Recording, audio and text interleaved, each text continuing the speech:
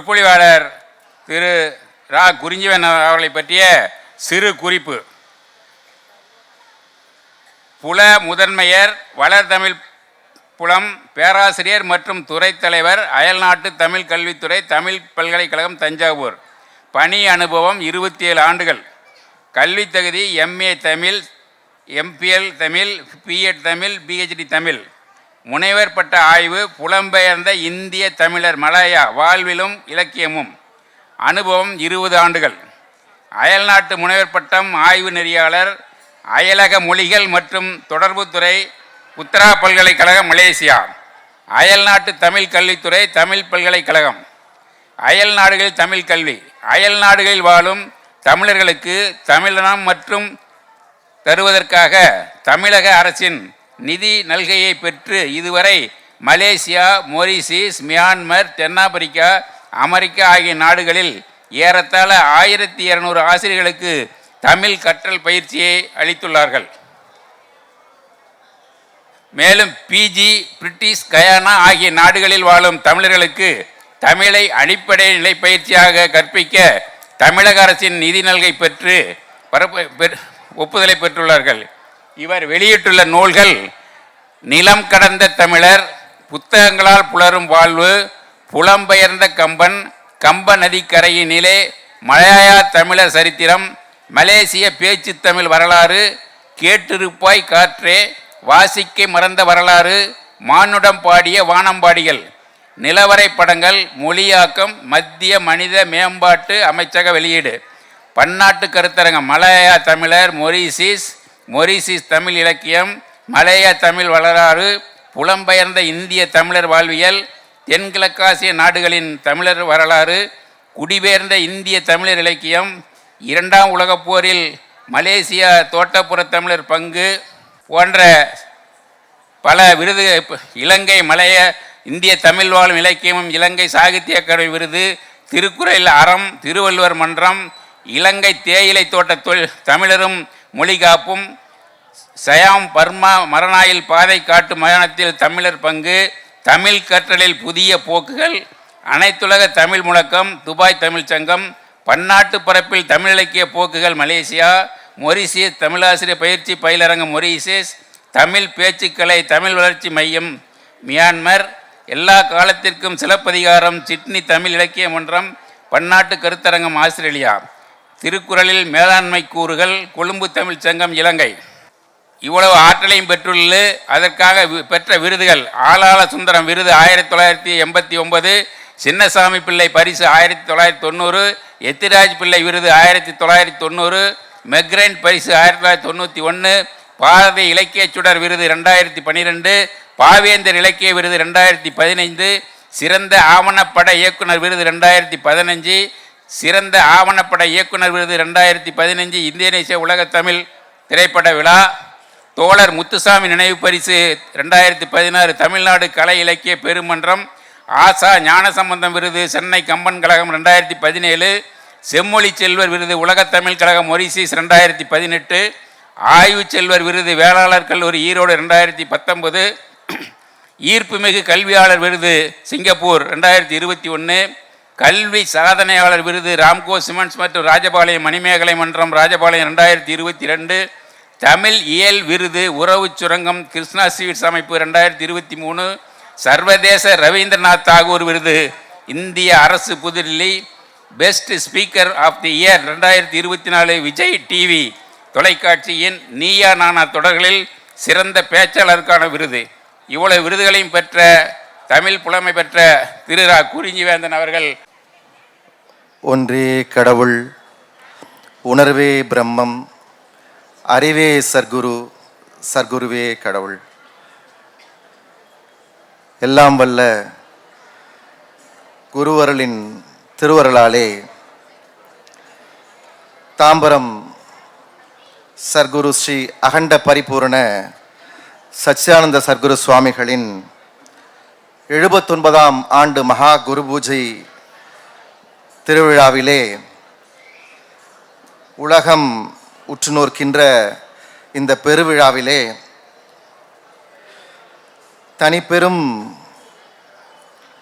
கருணையாக வீற்றிருக்கின்ற அந்த தாமே பரமாக இந்த தாம்பரத்திற்கு ஒரு புகழ் சேர்த்து கொண்டிருக்கின்ற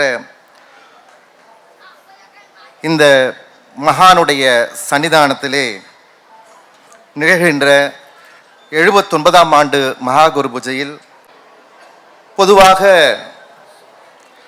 இந்த இடத்திற்கு வந்து பேசுவதை எந்த பேச்சாளனும் இல்லை பேச்சுலகில் இருக்கக்கூடியவர்களும் தமிழை கற்பித்துக் கொண்டிருக்கின்ற எந்த மனிதரும் பெரும் பேராக எண்ணுவார்கள். இந்த மண் அப்படிப்பட்ட மண். குருச்சேத்திரம் என்ற பெயரில் தென்னாட்டில் இருக்கின்ற ஒரே மண் இந்த மண் தான். அந்த குருச்சேத்திரம் 18 நாட்களில் அதனுடைய பணி முடிந்து விட்டது வடநாட்டில். இந்த குருச்சேத்திரம் 1946 முதல் இன்று 79 ஆண்டுகளாக உலகம் முழுவதும் வாழ்கின்ற மக்களுக்கு தன்னுடைய அருளாசியை வாரி வாரி வழங்கிக் கொண்டே இருக்கின்ற ஒரு மகான் அருள் பாலித்துக் கொண்டிருக்கின்ற இடம் இந்த குருச்சேத்திரம். நான் உணர்வலைகளால் பெரிதும் உந்தப்பட்டு கொண்டிருக்கின்ற நேரம். இந்த சபையிலிருந்து நான் மின்னாம்பள்ளி சபைக்கு சென்று பேசியிருக்கின்றேன். அங்கே சென்று ஒரு தொண்டனாக நான் நின்றிருக்கின்றேன். தஞ்சாவூரில் இருக்கக்கூடிய சபைகளுக்கு சென்றிருக்கின்றேன். அருமையான கணக்கன்பட்டி சபைக்கு சென்றிருக்கின்றேன். எங்கள் ஊர் சபை வந்து பாருங்கன்னு சரஸ்வதி பாட்டி சொல்லி அங்கேயும் சத்திரப்பட்டிக்கெல்லாம் என்னை கூட்டிகிட்டு போயிருக்கிறாங்க. சாமிக்கு நல்லா தெரியும். அப்படிப்பட்ட சபைகளுக்கெல்லாம் சென்று பார்த்திருக்கின்றேன். நான் இள வயது முதல் 1982 81 இங்கே வந்தோம். நாங்கள் இங்கே குடியமர வந்தோம் மகாலட்சுமி நகரத்திலே. 82ஆம் ஆண்டு முதல் பள்ளிக்கூடம் படிக்கின்ற சிறுவனாக தொடங்கி கிட்டத்தட்ட 82லேருந்து இன்னைக்கு வரைக்கும் பார்த்துக்குங்க 43 ஆண்டுகள் ஓடிவிட்டன. அப்படியான ஒரு காலம் இன்றைக்கு மாறி இருக்கிறது. இந்த சாலைகள் எல்லாம் இன்றைக்கு நம்மால் கடந்து வர முடியவில்லை. இந்த சாலை இங்கேயே நாங்கள் 80களிலிருந்து குடித்தனம் இருந்தவர்களுக்கு நன்றாக தெரியும், இப்போது இருப்பவர்கள் தெரியும். வயல்வெளிகள் 2 பக்கம் வயல்வெளிகளாக இருக்கும். ஆனால் வியாழக்கிழமை தோறும் அந்த வியாழக்கிழமை ஞாயிற்றுக்கிழமைகள் குருவை நாடி எப்போதும் வந்து கொண்டே இருப்பார்கள். அப்படி ஒரு மகான் இருக்கின்ற இடம் இது. நம்முடைய சபையிலிருந்து அயல் நாடுகளுக்கு சென்றவருடைய புண்ணியத்தில் பல நாடுகளுக்கு சர்க்குருடைய படங்களை நீங்கள் அந்த திருவுருவத்தை நாம் அங்கே மலேசியாவில் பார்க்க முடியும், சிங்கப்பூரில் பார்க்க முடியும். நீங்கள் இன்னும் சொல்ல போனால் தம்பிகள் எல்லாம் வெளிநாட்டுக்கு ஜெர்மனியெல்லாம் போயிட்டு வந்தாங்க. அவங்கெல்லாம் அங்கே கொண்டு போய் இந்த குரு யார் என்று பார்த்த மாத்திரத்தில் மற்றவர்கள் கேட்பார்கள், யார் இந்த குரு என்று கேட்பார்கள், வெளிநாட்டுக்காரர்கள் யாராக இருந்தால். அப்படி இவருடைய வரலாறு என்ன என்று கேட்பார்கள். அப்படி ஈர்த்து கொண்டே இருக்கின்ற ஒரு காந்தம், அத்வைத காந்தம் யார் என்று கேட்டால் நம்முடைய சுவாமிகள். அப்படி ஒரு இடத்துல நானே ரொம்ப நாள் கழிச்சு வரேன். நான் இங்கே அப்படி வந்தேன்னா அப்படி வாசல்ல இருந்து அப்படி சாமி கும்பிட்டுட்டு நான் போயிடுவேன். இந்த மண்ணை மிதிப்பதற்கு ஒரு ஒரு அதிர்ஷ்டமும் ஒரு நல் வாய்ப்பும் வேண்டும். ரொம்ப நாள் கழிச்சு எனக்கு இப்போ தான் கிடைச்சிருக்குது. நான் இப்போ தான் நினைக்கிறேன், இப்போ தான் 50வது ஆண்டு பொன்விழா ஆண்டு நகர்ந்தா மாதிரி இருக்குது. 96ல் மலர் பணிகள் எல்லாம் செய்துட்டு கொண்டிருந்தார்கள். அதான் நினைவுக்கு வருது எனக்கு. அதற்குள்ள 29 ஆண்டுகள் கடந்துருச்சு.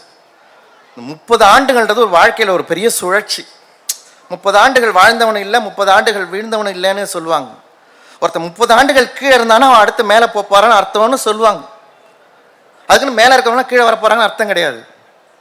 அப்படி கீழே இருக்கவங்களாம் மேலே போகிறதுக்கான ஒரு பெரிய வழி அது. 30 ஆண்டுகள்ன்றது ஒரு மனித வாழ்க்கையில் பெரிய சுழற்சி. அப்படிப்பட்ட சுழற்சியிலே மீண்டும் வந்து நிற்கின்ற போது பெரிய உணர்வலைகள் நான் பார்க்கின்றேன். பல முகங்கள் தாம்பரத்திலிருந்து இந்த பகுதியிலிருந்து வந்திருக்கின்றவர்களுடைய முகங்களை பார்க்கிறேன். நல்லா பரிச்சயமான முகங்கள் எனக்கு. இவங்கெல்லாம் நல்ல தெரிந்த முகங்கள்.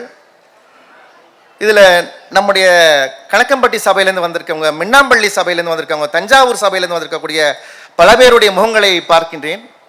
தஞ்சாவூர்காரங்க பார்த்தா தனியாக தெரியும். நான் தஞ்சாவூரில் தான் இருக்கிறேன். அப்போ அவங்க மின்னாம்பள்ளி, கணக்கம்பட்டி, இன்னும் எத்தனை சபைகள் இருக்கிறதோ அத்தனை சபையிலிருந்து வந்திருக்கக்கூடிய பார்க்கின்றேன்.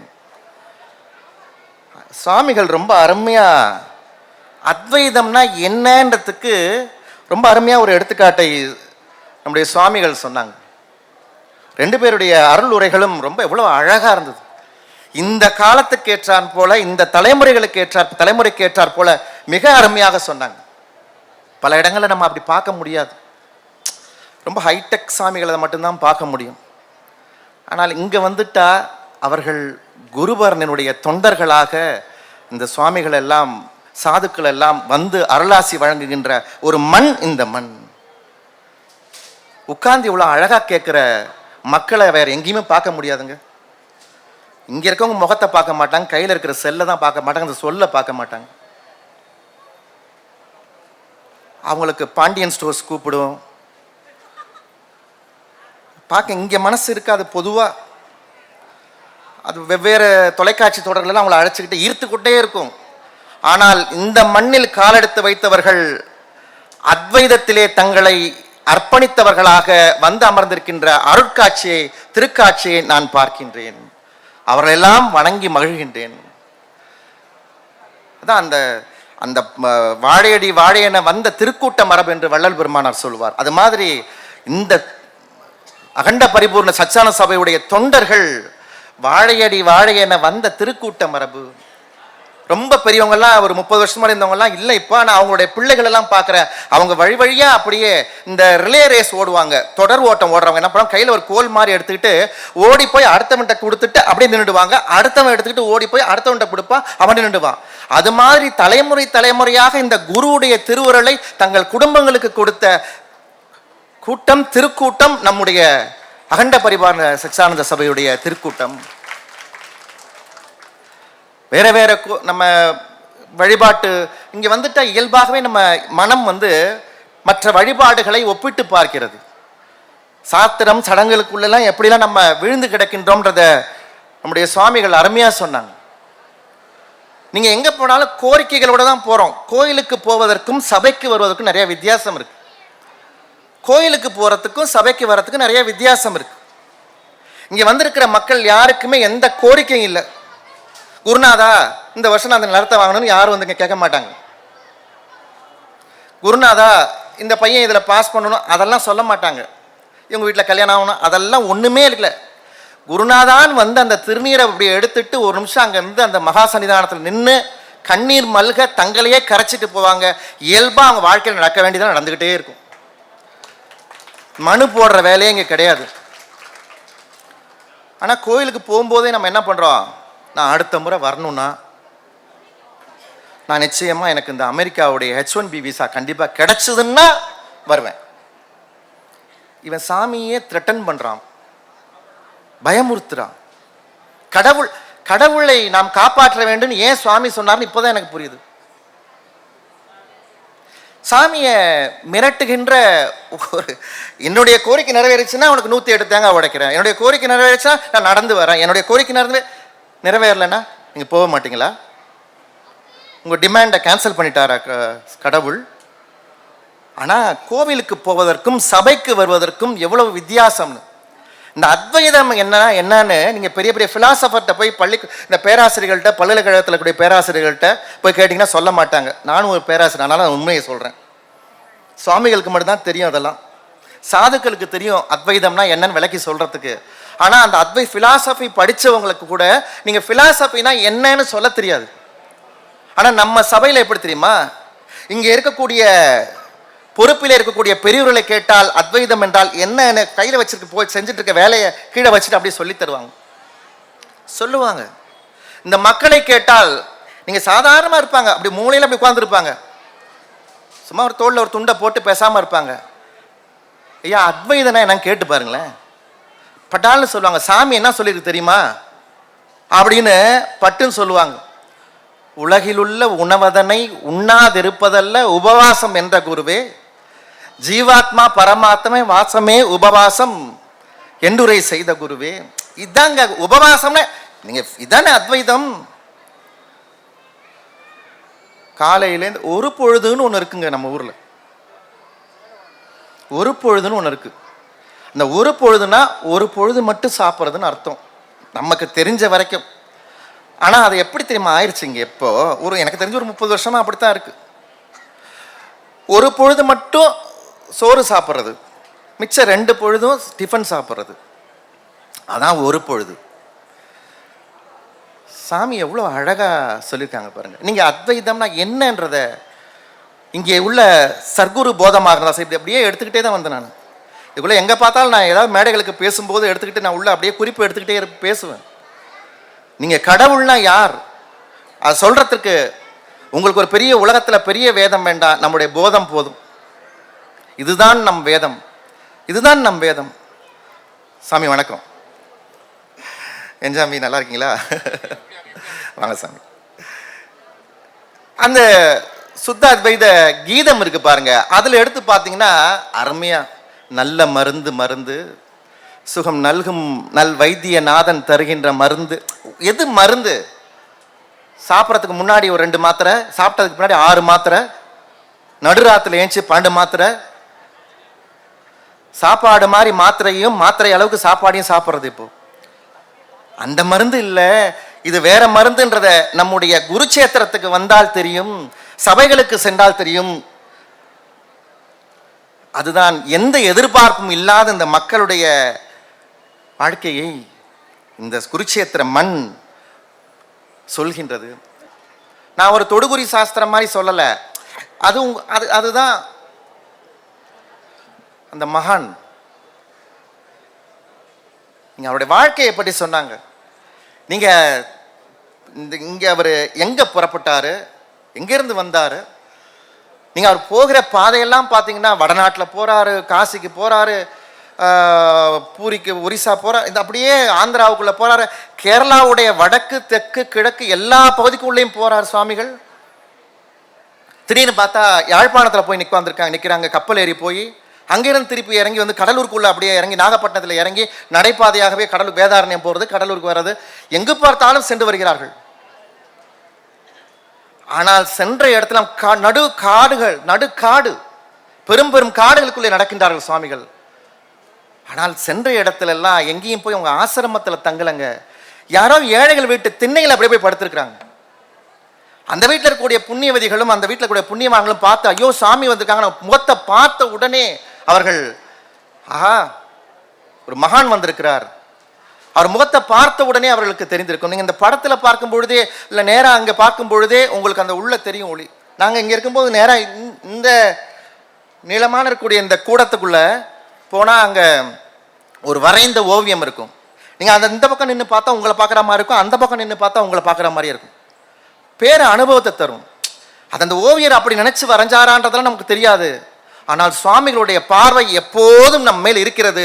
தன்னை சரணடைந்தவர்களையும் சரணடையாதவர்களையும் கூட காப்பாற்றுகின்ற, பார்த்து கொண்டே இருக்கின்ற ஒரு பெரிய ஜீவன்.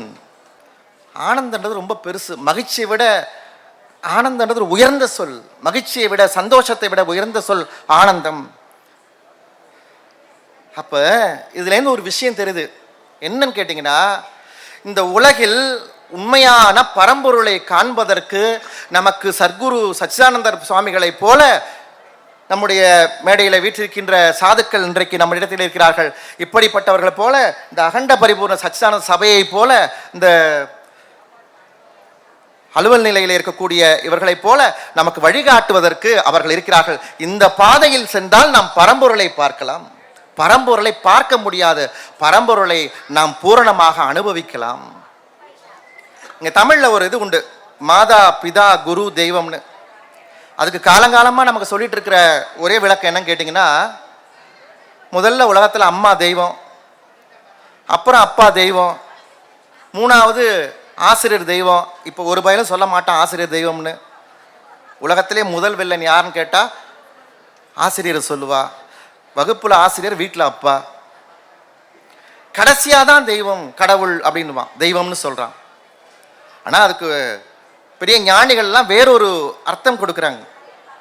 இந்த உலகத்துல ஒரு ஒரு ஒரு ஒரு கரு உற்பத்தி ஆகி ஒரு குழந்தை வெளியே வரும்போது இந்த குழந்தை அழுது கொண்டே பிறக்கிறது. அந்த தாதி எடுத்து மருத்துவமனையில் அப்படி தனியாக தள்ளி போட்டிருப்பா. உடனே பக்கத்தில் போட மாட்டா குழந்தைய, பிரசவம் ஆன உடனே. ஏன்னா அந்த தாய்க்கு வந்து பிரசவம்ன்றது இன்னொரு பிறவி, இருப்பார்களா மாட்டார்களான்றதே தெரியாது, அப்படி ஒரு பிறவி. அப்போ இந்த குழந்தைய போட்டால் நீங்கள் அந்த குழந்தை என்ன பண்ணு கேட்டிங்கன்னா கொஞ்சம் கொஞ்சமாக அசைஞ்சு அம்மா பக்கத்தில் வரும், அம்மாவுடைய அமுதத்தை அருந்துவதற்கு வரும். அவங்க யாரும் சொல்ல மாட்டாங்க, நர்ஸு வந்து சொல்ல மாட்டா இந்த அம்மாட்ட பால் குடின்னு ஒரு நர்ஸுன்னு சொல்ல மாட்டா, இது தானாகவே இது நடந்துடும். அந்த பிள்ளைக்கு யார் தாயின்னு அடையாளம் காட்டவே வேண்டாம். ஏன்னா கருவறையிலிருந்து வாசனை பிடிச்சிக்கிட்டு வருது இல்லையா, தொப்புள் கொடியிலே தாலாட்டு பாடிட்டு வந்துச்சு இல்லை, அதற்கு அந்த வாசனை தெரியாதா? அந்த பிள்ளைக்கு யாரும் சொல்லாமலே அம்மா யாருன்னு தெரியும். ஆனால் அந்த பிள்ளை வளர்ந்த பிறகு கொஞ்ச நாள், ஒரு 6 மாதம் அதுக்கு நினைவு தெரியறது. அது வரைக்கும் அந்த அம்மா தான் பிள்ளைகிட்ட பேசுவா, அப்பாவுக்கு பிள்ளைங்கிட்ட பேச தெரியாது. இந்த பிள்ளை சில பேர் வீட்டில் இந்த பிள்ளைய தூக்கி தூக்கி போட்டு கொஞ்சுவாங்க. அவனுக்கு பலூனு பிள்ளை எல்லாம் ஒன்று தான். ஆனால் தாய் என்ன பண்ணுவா, ஒரு 6 மாதம் 8 மாதம் கழிச்ச பிறகு இந்த பாரு இதான் உங்கள் அப்பா, இந்த அசட்டு பைய தான் உங்கள் அப்பா, அது பாரு இதான் தாத்தா, இதான் மாமா, இதான் பாட்டி. அம்மா அடையாளம் காட்டி தான் அப்பாவையே அடையாளம் தருது ஒரு பிள்ளைக்கு. அம்மா சொல்றதான் அடையாளம். அதனால ஆண்கள்லாம் சர்வ ஜாக்கிரதையாக இருக்கணும், ஒழுங்காக நடந்துக்கணும் வீட்டில். நான் சொல்ல மாட்டேன்னு பேசாமல் நீங்கள் இது பண்ணுற அட்டுழியத்துக்கு நான் சொல்லவே மாட்டேன் தான் உங்கள் அப்பான்னு அப்படின்னு இந்த அம்மா சொல்லிடுச்சுன்னா அம்பா போயிடும். அம்மா அடையாளம் காட்டி அப்பாவை தெரிகிறது. அப்பா இந்த பிள்ளை நன்றாக வளர்ந்த பிறகு நல்ல குருவிடத்தில் கொண்டு போய் இந்த பிள்ளையை விடுகின்றார். பிடிச்சு கொண்டு போய் சான்றோனாக்குதல் தந்தைக்கு கடனே, ஈன்று புறந்திருதல் எந்தலை கடனே, சான்றோனாக்குதல் தந்தைக்கு கடனே. கொண்டு போய் விட்டோடனே அந்த குரு தன்னுடைய நல்ல போதனைகளின் மூலமாக கல்வியை தந்து தன்னுடைய கல்வியின் மூலமாக தெய்வத்தை காட்டுகின்றார். இதான் மாதா பிதா குரு தெய்வம். அந்த அனுபவத்தை பெறுவீர்கள். நீங்க அவரை பார்த்த உடனே பல பேர் என்ன பண்றாங்க, யாருன்னே தெரியாது, வெவ்வேறு ஊர்ல, வடநாட்டில் அங்க இங்க குஜராத்தில் எங்கெங்கயோ ஊர்ல சாமியை பார்த்தோன்னே ஆடை வஸ்திரம் எல்லாம் கொண்டாந்து கொடுக்குறாங்க, இந்த வாசனாய் திரவியம்லாம். சாமி ஒன்றுத்தையுமே தொட மாட்டேங்குது. சாமி ஒன்றுத்தையுமே தொடலை. சுவாமி என்ன பண்ணாங்க கேட்டினா அவங்க கொடுக்குற அன்னத்தில் மட்டும் கொஞ்சோண்டு எடுத்துக்கிறார். ஏனென்றால் அன்னம் கொடுத்த இடத்திலே தள்ளிவிடக்கூடாது, அது யாராக இருந்தாலும். ஒரு நல்ல துறவி அன்னம் படைக்கின்ற ஒரு ஆண் பெண், ஒரு பக்தர்கள், ஒரு தொண்டன், அவருடைய மனம் கோணக்கூடாதுன்னு அந்த அன்னத்தை மட்டும் கொஞ்சம் எடுத்துக்கிட்டு சாமி நகர்ந்து போறார். ஆசைகளை விட்டு முழுக்க அவரை திறந்து போயிட்டார். ஏனென்று சொன்னால் ஆசைதான் எல்லாவற்றையும் மறைக்கிறது, நம் கண்ணை விட்டு மறைக்குது. ஆசைதான் நம் எல்லாவற்றையும் நம் கண்ணை விட்டு மறைக்குது. ஒரு விஞ்ஞானி, அவர் ஒரு பெரிய ஆராய்ச்சியில் ஈடுபட்டிருந்தார். அது மனுஷங்களோட வயசை குறைக்கிறதுக்கான ஒரு மாத்திரையை கண்டுபிடிச்சிட்டு இருந்தார். கடைசியில் இந்த மாத்திரையை அவர் கண்டுபிடிச்சிட்டார். தென்கட்சி சாமிநாதன் சொன்ன கதை அது.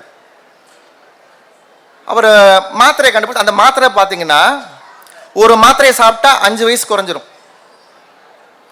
அந்த மாத்திரையை தயாரித்து என்ன பண்ணார், ஒரு புட்டியில் போட்டு வச்சுட்டு அவர் வெளியில் போயிட்டார். அந்த வீடு வாசல்லாம் கூட்டி வைக்கிற, அந்த அவருடைய பரிசோதனை சாலையெல்லாம் கூட்டி வைக்கிற ஒரு பாட்டி, ஒரு 60 வயசு பாட்டி, அந்த அம்மா என்ன பண்ணிடுச்சு, இந்த மாத்திரை புட்டி எடுத்துகிட்டு போயிடுச்சு வீட்டுக்கு. இது என்னதான் பார்ப்போம் அப்படின்னு போய் எடுத்துகிட்டு போயிடுச்சு. வந்து தேடுறாரு. மறுநாள் காலையில் வந்து எங்கே பார்த்தாலும் தேடுறாரு, அந்த மாத்திரையே காணும், மாத்திரை புட்டி. சரி இந்த பாட்டி வரட்டும் கேட்போம் நினச்சிட்டு இருக்கார், காணும், பாட்டியை காணும். ஒரு சின்ன பெண், ஒரு 30 வயசுல ஒரு பெண் வந்து இடுப்புல ஒரு குழந்தையோட வந்து நிற்கிறா. யாரும்மா நீ, உனக்கு என்ன வேணும் அப்படின்றார். நான் தான் நம்ம வீட்டில் வேலை செஞ்ச பாட்டின்னொன்னே அவர் பயந்துட்டாரு. பாட்டி 30 வயசுலையா அப்படின்னு. என்னம்மா சொல்றேன்னாரு. நான் தான் அந்த மருந்து புட்டி எடுத்துட்டு போயிட்டேன், 5 மாத்திரை 6 மாத்திரை போட்டேன், 30 வயசு குறைஞ்சிட்டேன். அது சரி, இதுக்கு நல்ல விஷயம் தானே, ஏன் இதுக்கு வந்து பதட்டப்படுற, ஏன் வந்து இவ்வளவு படபடப்பா இருக்கிறேன்னு கேட்குறாரு. இல்லை நான் 6 மாத்திரை போட்டேன், நான் சொன்னதை நம்பலை. இந்த எங்கள் வீட்டுக்காரன் இடுப்பில் இருக்கிறாரு பாருங்க, 2 வயசு குழந்தை, வாயை சுப்பிட்டு அப்படியே பார்த்துட்டு இருக்கு இந்த பிள்ளை. திருவையாருக்கு சுவாமிகள் போகிறாங்க. எனக்கு ரொம்ப நெகிழ வைத்த இடம். அவர் பேர் குடிசை. அந்த இடத்துல வந்து காடு, ஒரே பாம்பு பூச்சிகளாக இருக்குது. அந்த குடிசையில் போய் தங்கியிருக்கிறாரு. சுவாமிகளுக்கு இடத்துல விளக்கு வெளிச்சம் இல்லை, இருட்டு. சாமிகள் இருட்டில் உட்காந்துருக்கிறாங்க. அப்போ அங்கே ஊரில் இருக்கிற அன்பர்கள்லாம் சேர்ந்து ஒரு சின்ன விளக்கை எடுத்துகிட்டு போய் என்ன பண்ணுறாங்க, மண்ணெண்ணெய் விளக்கை எடுத்துக்கொண்டு போய் பொருத்துறாங்க இந்த அவர் இருக்கிற குடிசையில் போய். இது எதுக்குன்னு கேட்குறாரு சுவாமிகள். சுவாமியிடம் விளக்கு உள்ளே இருக்குது, நீ எடுத்துகிட்டு போன்ட்டாங்க. எவ்வளவு அருமையான ஒரு செய்திங்க. நீங்க கடவுள் அப்படின்ற வார்த்தையை பிரிச்சுன்னா, கடந்து சென்றால் உள்ளே இருப்போம் கடவுள். இருக்கும் இடத்தை விட்டு இல்லாத இடம் தேடி எங்கெங்கோ அலைவார் ஞானத்தங்கமே, அவர் ஏது மரியாரடி ஞானத்தங்கமே. இருக்கு கடவுள் உள்ள இருக்கும்போது நீ வெளியே தேடிட்டு இருக்கோம். அவர் சாமி சொல்லிட்டார், தீபம் உள்ள, ஒளி உள்ள இருக்குது. புத்தர் இறக்க போறார், பரிபூர்ணம் அடைய போறார். அப்போ எல்லாரும் சீடர்கள்லாம் அழற. அவர் சொல்லிட்டார், நான் கொஞ்ச நேரத்தில் நான் வந்து முக்தி அடைய போறேன்னு சொல்லிட்டார். சீடர்கள்லாம் அழறாங்க. அப்போ அதில் அவருடைய சீடரில் மிக முக்கியமான சீடர், தலைமை சீடர் ஆனந்தார். ஆனந்தரும் கடுமையாக அழுகிறார். நீங்கள் போயிட்டா நாங்கள் என்ன பண்ணுவோம், நாங்கள் எப்படி நடத்துவோம் இந்த இதை அப்படின்லாம் சொல்கிறாங்க. அப்போ அவர் சொன்னார், ஏன் அழற ஆனந்தார்? அப்போ தீபோ பவ, பாலி மொழியில் சொல்கிறார், நீயே உனக்கு விளக்காக இரு. அதை நம்ம அங்கே பாலி மொழியில் படிக்கிறோம். நம்ம சுவாமிகள் இங்கே இருந்து சொல்கிறார், இங்கே குருநாதருக்குள்ளே விளக்கு இருக்குதுடா. அப்போ விளக்க வெளியில ஏற்றி பிரயோஜனம் இல்லை. இதான் அத்வைதம். உள்ள இருக்கு விளக்கு, அதை நல்லா தூண்டி எரிய விட்டால் முகமும் பிரகாசிக்கும், அகமும் புறமும் பிரகாசிக்கும், நாம் இருக்கின்ற இடமும் பிரகாசிக்கும். எவ்வளவு பெரிய செய்தியை போற போக்கில் சர்வசாதாரண வாழ்க்கை சூழல் சொல்லி தருது. ஆச்சரியமா இருக்கு பார்த்து. நீங்க உள்ள போனீங்கன்னா இந்த மேலெல்லாம் முன்ன நிறைய இருந்தது, இப்போ எப்படி மாற்றி வச்சிருக்காங்க நான் பார்க்கல.